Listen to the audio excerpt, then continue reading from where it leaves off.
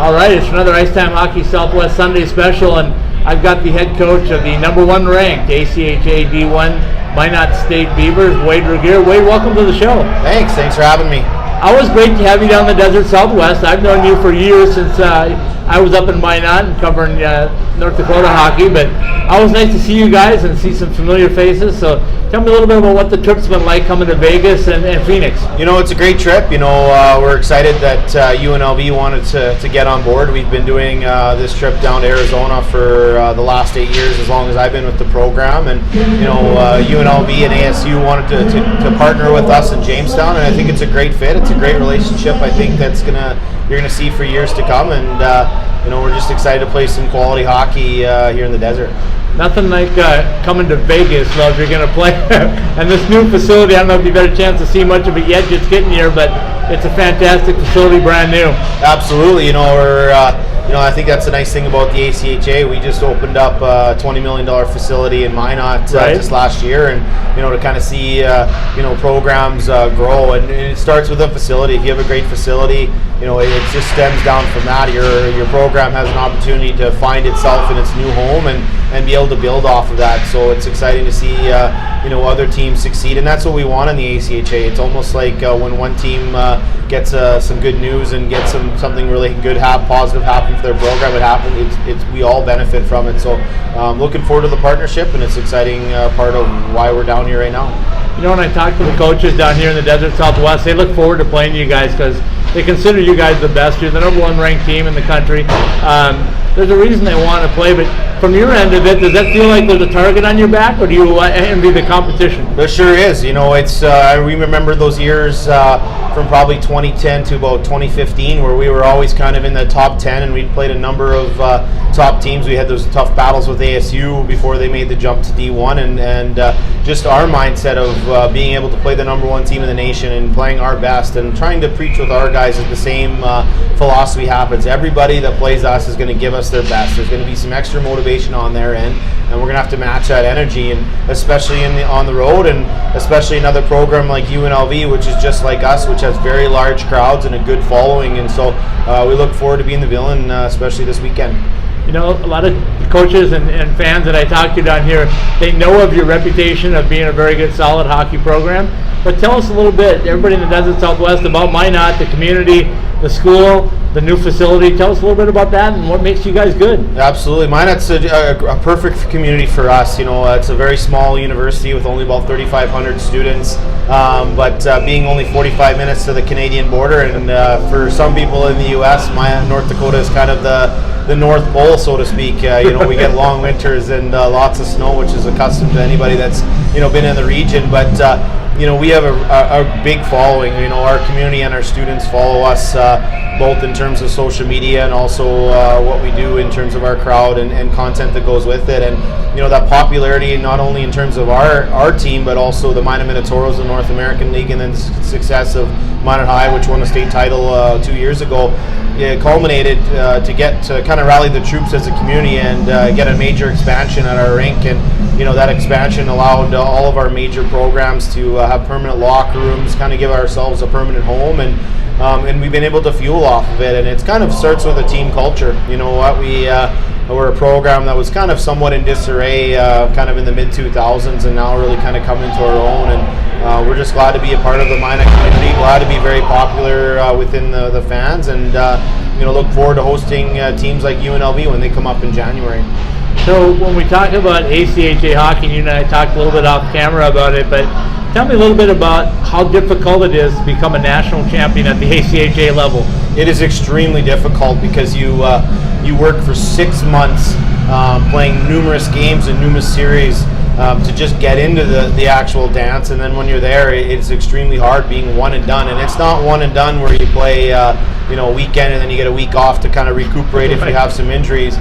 It's basically if you're not in the top 4, you essentially have to run the table playing 4 games in 4 nights. And you know, we were successful in 2013, and we were very fortunate to be very healthy. We had a very veteran senior deep team that was able to get the job done. But you know, the last couple of years, it's difficult. Anybody gets hot at the right time. You might be cold, but leading up to the national tournament, you might be able to catch fire, and that's a big part of why it's so tough. There's so many quality teams. When I was starting out as a head coach in 2010, you could count anybody inside maybe the top 5, maybe the top 6 probably had a realistic shot of winning it. Now you think about the growth. Anybody inside the top 12, maybe even the top 15 has a legitimate shot to get it done, and you can see it through the games and see that with all the records of teams who's beat who. And so yeah, it's a gauntlet, and it's a testament of certainly UCO, who's been able to do 2 out of the last 3. Craig's done a hell of a job there with his program, and you know what, it's something I think we all strive for, and that's why we play the game. What's neat about ACHA hockey that I really like is that you come from the far north. You've got Arizona, you got Arizona State, you got UNLV, you got UCO in Oklahoma, and the quality of hockey at all locations seems to be really good. Is there a secret to that in the ACHA? You know what, I think it's just been some stability. You think about some of these programs that have had, Craig's been at UCO since their inception. Right. I've been in our program for 8 years, and you see a lot of these teams that have had the same coaches and the same structure in place for the last little while. But there was just so many few programs out in the West, in Midwest, and so it allows, from a location standpoint, because there's great hockey, in the Midwest, and obviously Western Canada is a great place for a lot of players, and not everybody wants to go out east, and so you think about location as an opportunity to play college hockey, and it's been big for us. The growth has been huge. In 2010, there was no other teams in North Dakota. I think Iowa State was probably our closest competitor, and then you've seen the evolution of Colorado State, and the success that they've had in their areas, and now you've seen expansion in UNLV and Utah, and we just really hope that we can expand more. It's certainly going to greatly help us, certainly, because the ACHA, it's not like we have everybody fully funded with travel budgets and those type of areas. So if we can get more expansion, more quality universities are going to jump on board, and we've certainly seen it so far. And there doesn't seem to be a shortage of players. I hear a lot of people down here that are getting players from Western Canada. They're getting players that are considering going to a D3 NCAA school and have made the change and decided to come to ACHA D1. Absolutely. So is that kind of a statement for the quality of hockey that you guys play? It is, and I think what's happened is that you could probably talk to any of the top teams out west, and I think most of us lose more players to not playing hockey and just going to their local university than we do to D3 schools or anywhere else. And it's certainly a case at our area. With the University of Mary adding hockey in Bismarck, North Dakota. Right. The question was asked: are you going to lose a lot of recruits? And the reality is being the head coach the last 8 years, I've probably lost only 3 players total where I've been able to get into some recruiting battles where they decided to play at another school. Otherwise, I lose more players to just either doing a trade or doing something else, and that just means that the pool is so deep. There's so many players that have aspirations to play NCAA D1, and there's only so many limited opportunities at the NCAA D1. That what's my next option? And once again, if you think about Division III, most of those schools are out in New York or Wisconsin or way out east. A lot of these kids that are in the Midwest, they want to stay here, and that's why we've been able to see some success across the board with some of our ACHA Midwest teams. And a lot of the ACHA schools are big universities, good education, good quality of opportunity for them to get a degree and graduate too, right? Absolutely, and that's what we enjoy. I mean, I think there's no secret in Minot whenever you bring a big name university like Arizona State last year, where we had 1,700 and 1,800 fans both nights, and when we bring in Colorado's and some of these big name universities, it really makes things special. And I think for us going forward as a program, we look forward to hosting teams like UNLV and Arizona State, not only in terms of them being big schools with big name recognition, but they're also quality programs.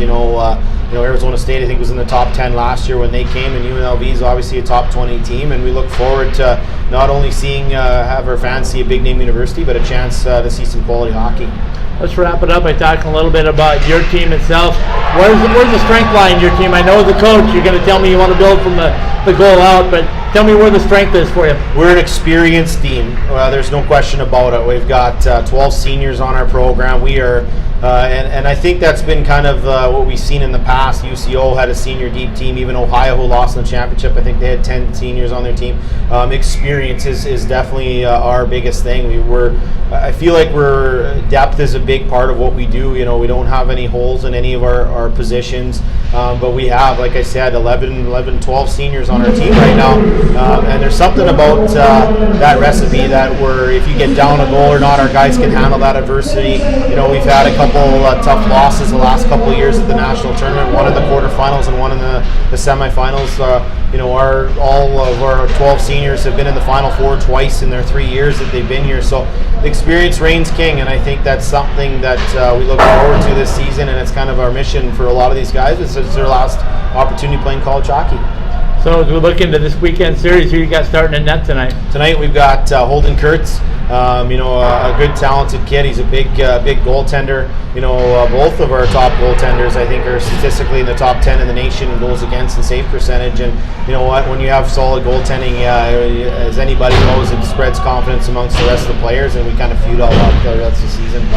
Well, Wade, I certainly appreciate the pleasure. As I say, I was a pleasure having a familiar face come down here to the Desert Southwest, and certainly good luck this weekend and good luck the rest of the way. Absolutely, it's always a pleasure. I get a joke from my assistant coaches when I show a very similar video. I think it was 2009 when I was an assistant coach at the All Seasons Arena there. I think it's still up on YouTube. But you know what? The biggest thing too about the ACHA is just exposure on social media, and guys like you do a great job, and I think we all benefit from it too. That's for sure. I appreciate it. Thank you.